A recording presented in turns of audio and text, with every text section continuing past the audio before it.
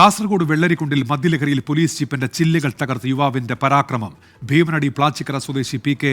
ജയകൃഷ്ണനാണ് പോലീസിനെ വെല്ലുവിളിച്ചത്. അനധികൃത മദ്യവിൽപ്പന ചോദ്യം ചെയ്തതാണ് പ്രകോപനം. വിവരങ്ങളുമായി കാസർഗോഡ് നിന്ന് അരുൺ പാറക്കൽ ഇപ്പോൾ ചേരുന്നുണ്ട്. അരുൺ, വിവരങ്ങൾ എന്തൊക്കെയാണ്? പക്ഷേ ഇന്നലെ വൈകിട്ട് 7:25 കൂടിയാണ് ഈ സംഭവം ഉണ്ടാവുന്നത്. Vellarikundu CI TK. മുകുന്ദന്റെ നേതൃത്വത്തിൽ പോലീസ് പെട്രോളിംഗ് നടത്തുകയായിരുന്നു. ആ സമയത്താണ് ബളാലിലേക്ക് പോലീസ് സംഘം എത്തുന്നത്. ഈ സമയം ഓട്ടോറിക്ഷയിൽ 3 പേരിരുന്ന് തർക്കിക്കുന്നത് കണ്ടു. അതിലൊരാൾ ജയകൃഷ്ണനായിരുന്നു. അങ്ങനെ ആ തർക്കം അവസാനിപ്പിക്കുന്നതിന് വേണ്ടി CIയുടെ നേതൃത്വത്തിലുള്ള സംഘം അവിടേക്ക് എത്തി. അപ്പോഴാണ് ജയകൃഷ്ണൻ CIയുടെ കോളറിൽ കയറി പിടിക്കുകയും CIയോട് അപമര്യാദയായി പെരുമാറുകയും അസഭ്യം പറയുകയും ചെയ്ത്.